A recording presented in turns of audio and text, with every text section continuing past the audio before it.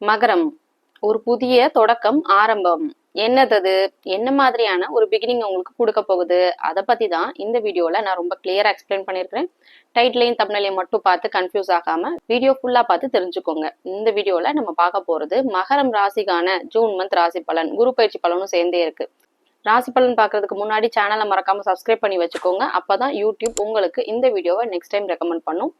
ராசி பலன் பத்தினது மட்டும் இல்லாம நிறைய அஸ்ட்ராலஜி பத்தின, கிரகங்களை பத்தின ஜென்ரல் வீடியோஸ் கூட உடனே உங்களுக்கு நோட்டிஃபை ஆகும். உங்களோட சொந்த ஜாதகத்துக்கு அஸ்ட்ராலஜி ஆன்லைன் கன்சல்டேஷன் வேணும்னு நினைச்சீங்கன்னா ஸ்கிரீன்ல தெரியுற இந்த வாட்ஸ்அப் நம்பருக்கு நீங்க ரீச் அவுட் பண்ணி உங்களுக்கான அப்பாயின்மெண்ட்டை புக் பண்ணிக்கலாம். என்னோட கிளைண்ட்ஸோட ஃபீட்பேக்ஸ் எல்லாம் ஃபர்ஸ்ட் கமெண்ட்ல பின்டா இருக்கு, நீங்க கிளிக் பண்ணி செக் பண்ணிக்கலாம். ஓகே, இந்த வீடியோல இன்னொரு விஷயமும் நான் ஆட் பண்ணியிருக்கிறேன். என்னன்னா, இது வரைக்கும் மற்ற ஜோதிடர்களால பெருசா சொல்லப்படாத சில விஷயங்களை சேர்த்திருக்கிறேன். ஸோ உங்களுக்கு ரொம்பவே இன்ட்ரெஸ்டிங்காகவும் யூஸ்ஃபுல்லாகவும் இருக்கும்.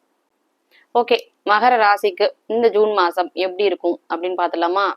நீங்க எல்லாரும் நினைப்பீங்க மகர ராசியை பொறுத்த வரைக்கும் பாஸ்ட் கப்புள் ஆஃப் மந்த்ஸ் நல்லா இல்லதான். ஆனா குரு பயிற்சி நடந்துச்சு இல்லையா? குரு பயிற்சி நடந்தோன்னு உங்களுக்கு சேஞ்சஸ் தெரியாது. ஏன்னா பாஸ்ட் கப்புள் ஆஃப் மந்த்ஸ் பாத்தீங்கன்னா உங்களுக்கு சிறப்பா இல்ல. ராசிநாதனான சனியும் கடுமையான பாவத்தன்மையோட இருந்துச்சு. செவ்வாய் எப்ப சனியோட போய் இணைஞ்சிச்சோ 45 நாளைக்கு மகர ராசிக்காரங்க, கும்ப ராசிக்காரங்க, அதே மாதிரி செவ்வாயும் கெட்டு போயிருக்கு இல்லையா? செவ்வாயுடைய விருச்சிக மேஷ ராசிக்காரங்க நல்லா இல்லை அப்படிங்கிறதா உண்மை. ஏன்னா செவ்வாய் சனி சேர்ந்தா அந்த ராசிக்காரங்க பாதிக்கப்படுவாங்க. செவ்வாயுடைய பார்வை, சனியுடைய பார்வை எங்கெல்லாம் படுதோ அந்த ராசிக்காரங்களுக்கும் கடுமையான பாதிப்பு இருந்துச்சு. நீங்க மட்டும் கிடையாது, பாஸ்ட் கப்புள் ஆஃப் மந்த்ஸா எல்லா ராசிக்காரங்களுமே கொஞ்சம் சுமாராதான் இருந்தாங்கிறதா உண்மை. செவ்வாய் பயிற்சி ஆனதுக்கு அப்புறம் கொஞ்சம் கொஞ்சமா நல்ல மாற்றங்கள் வந்துட்டு இருக்கு. அதுவும் பர்டிகுலரா ஒரு 3 ராசிக்கு இந்த குரு பயிற்சி நல்ல பெனிஃபிட்ஸை கொடுக்க போகுது. என்ன மாதிரியான பெனிஃபிட்ஸை கொடுக்க போகுது? குருவுடைய 5வது பார்வை விழக்கூடிய விருச்சிக ராசி, குருவுடைய 7வது பார்வை விழக்கூடிய உங்களோட மகர ராசி, அடுத்து கடகம் மேல குரு வந்து உச்சமாயிருக்கு இல்லையா? கடக ராசி. இந்த 3 ராசிக்காரங்களுக்கும் நல்ல பெனிஃபிட்ஸ் இருக்குங்க. ஃபர்ஸ்ட் மகரம், உங்களுக்கு ராசிநாதன் சனி. ராசிநாதன் சனி நல்லா ஸ்ட்ராங்கா குருவுடைய பார்வையில குருவுடைய வீட்டிலே இருக்கு. உச்ச குருவுடைய பார்வையில உங்களுடைய ராசியான மகரம் இருக்க போகுது. இன்னும் ஒரு வருஷத்துக்கு நிறைய நல்ல பலன்கள்லாம் இருக்குங்க. அதுக்கெல்லாம் ஒரு முன்னோட்டம் மாதிரி இந்த ஜூன் மாசம் இருக்கும். ராசிநாதன் ரெண்டுமே குருவுடைய தொடர்புல இருக்கிறது ஒரு சிறப்பான விஷயம். எங்களுக்கு பெருசா எந்த ஒரு மாற்றமும் இல்லையே அப்படின்னு கேட்டீங்கன்னா, 2 விஷயம். ஒண்ணு, உங்க சொந்த ஜாதகத்துல ஏதாவது தப்பான தசாபுத்தி போச்சுன்னா கோச்சாரத்துல கொடுக்கக்கூடிய குரு கொடுக்கக்கூடிய அந்த பெனிஃபிட்ஸை உங்களால ஃபுல்லா என்ஜாய் பண்ண முடியாத மாதிரி இருக்கும். சொந்த ஜாதகம்னு இருக்கு, சொந்த ஜாதகத்துல உங்களுக்கு date of birth, birth time and birth place, இதை வச்சு நம்ம ஜென்ரேட் பண்ணக்கூடிய ஒரு சார்ட், பர்த் சார்ட். சொந்த ஜாதகத்துல யோக திசை போகுதா, அவயோக திசை போகுதா?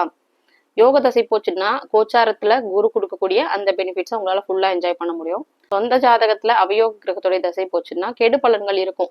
குரு தரக்கூடிய இந்த கோச்சார கிரகங்கள் தரக்கூடிய பெனிஃபிட்ஸை உங்களால பெருசா என்ஜாய் பண்ண முடியாத மாதிரி ஒரு 50% அதை லிமிட் பண்ணிடும். ஸோ இந்த மாதிரி தாங்க ஒர்க் ஆகும்.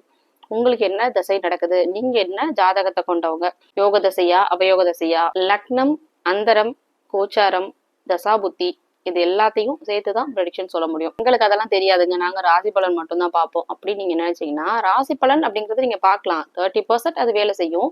ரிமைனிங் உங்க சொந்த ஜாதகம் எந்த மாதிரியான நிலைமையில இருக்கு, நீங்க எந்த லக்னத்துல பிறந்திருக்கீங்க, உங்க லக்னாதிபதி எந்த அளவுக்கு ஸ்ட்ராங்கா இருக்கு, இதையும் சேர்த்துதான் நம்ம ப்ரெடிக்ஷன் சொல்ல முடியும்.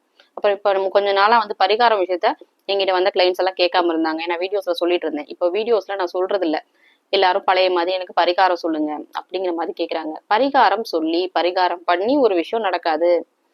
உங்களுக்கு எப்போ என்ன நடக்கும், உங்களுக்கு வேலை கிடைக்குமா, அரசியல்ல வாய்ப்பு இருக்கா, அரியர்ஸ் வச்சிருக்கீங்களா, எப்போ கிளியர் ஆகும், கடன் இருக்கா, நோய் இருக்கா, எப்போ சரியாகும், இப்படிதான் பலன்கள் சொல்லணும்.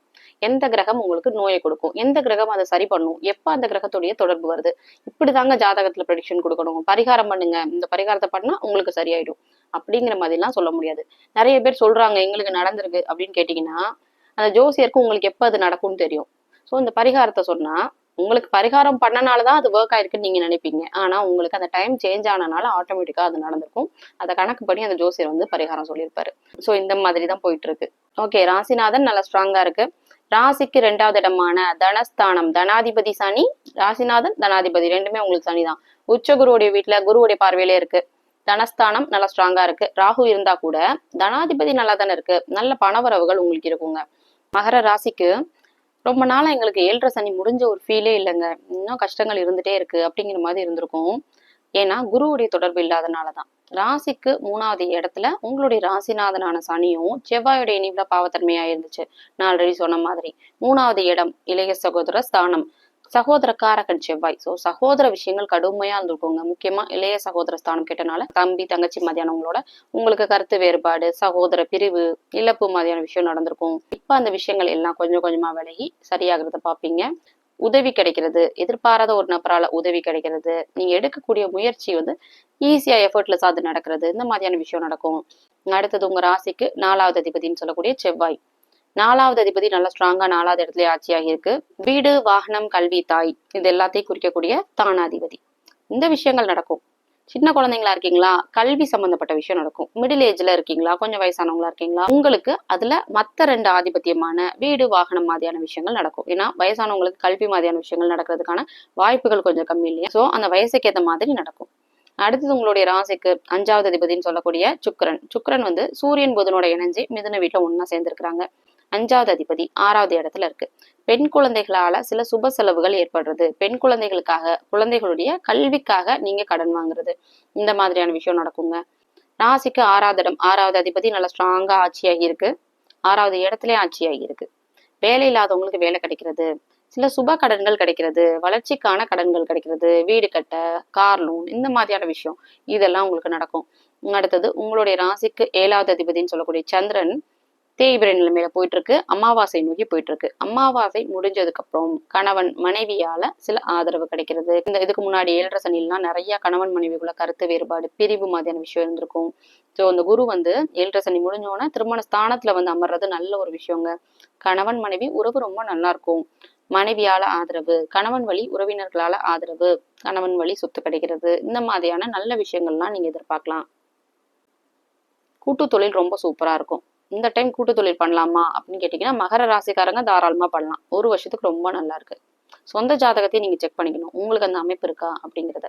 நிறைய பேர் கமெண்ட்ல கேக்குறீங்கல்ல, நானும் உங்களுக்கு அதே மாதிரி ரிப்ளை பண்ணிருப்பேன். ஜாதகத்தை கன்சல்ட் பண்ணாம கோச்சார பலன்கள் உங்களுக்கு இதுதான் நடக்கும் அப்படின்னு என்னால ஷுவரா சொல்ல முடியாது.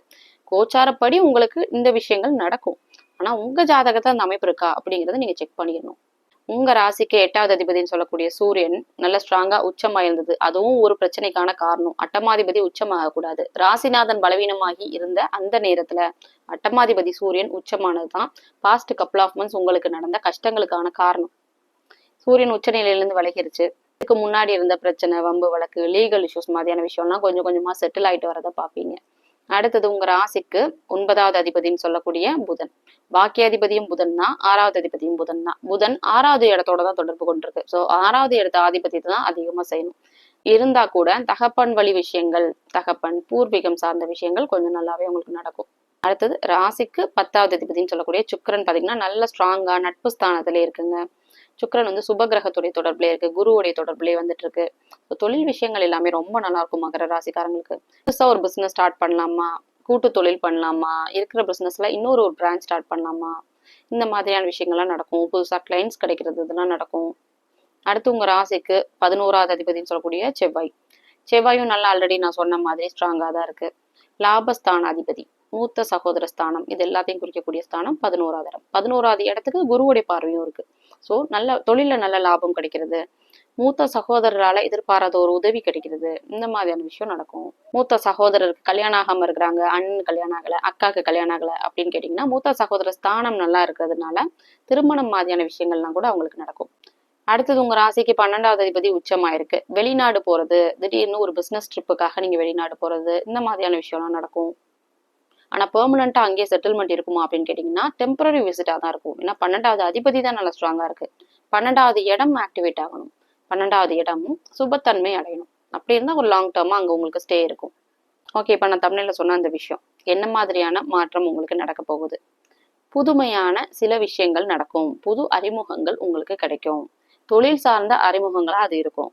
உங்களுக்கு இந்த ஒரு வருஷம் ரொம்ப சூப்பரான வருஷமா அமைஞ்சிருக்குங்க. தொழில் விஷயமா நீங்க ஏதாவது முடிவெடுக்கணும்னா தாராளமா பண்ணலாம். துணிச்சலா நீங்க ஏதாவது புதுசா தொழில் ஆரம்பிக்கணும்னா கூட பண்ணலாம், டைம் நல்லா இருக்கிறதுனால. ஈவன் உங்களுக்கு சொந்த ஜாதகத்துல யோக தசை போகலைன்னா கூட கோச்சார பலன்கள் கண்டிப்பா உங்களுக்கு சப்போர்ட் பண்ற மாதிரி இருக்கும். அப்புறம் நான் சொன்ன இன்னொரு முக்கியமான விஷயம், பெருசா எந்த ஒரு ஜோதிடர்களாலையும் சொல்லப்படாதது என்ன அப்படின்னா, ஜாதகம் பார்க்கணும், கோச்சார பலன்கள் பார்க்கணும், இது எல்லாத்துக்கும் மேல முக்கியமான ஒரு விஷயம் என்னன்னா, உங்க சொந்த ஜாதகத்துல உங்களுக்கு ஒரு தசை நடந்துட்டு இருக்கு இல்லையா, யோக தசையோ அவயோக தசையோ போயிட்டு இருக்கு. அந்த தசாநாதன் கோச்சாரத்துல இப்ப ராசி மண்டலத்துல மேல எப்படி என்ன மாதிரியான நிலைமையில இருக்கு, ஸ்ட்ராங்கா இருக்கா? இப்போ ஒரு எக்ஸாம்பிளுக்கு உங்களுக்கு சனி தசை நடந்துட்டு இருக்கா, சனி வந்து இப்ப கோச்சாரத்துல எப்படி இருக்கு, சனி நல்லா ஸ்ட்ராங்கா குருவுடைய பார்வையில இருக்கா. சனி உங்களுக்கு அவயோகியா இருந்தா கெடுதல் பண்ணக்கூடியதை கம்மி பண்ணிக்கும். சனி வந்து உங்களுக்கு யோக கிரகமா ராஜயோகாதிபதியா வந்துச்சுன்னு வைங்களேன். எக்ஸாம்பிளுக்கு சனியை வச்சு நான் சொல்றேன். ரிஷபத்துலாம் லக்னக்காரங்களுக்குலாம் சனி தான் ராஜயோகாதிபதி. ஸோ சனி வந்து குருவுடைய பார்வையில இருக்கனால சூப்பரா இருக்கும் இந்த வருஷம் உங்களுக்கு.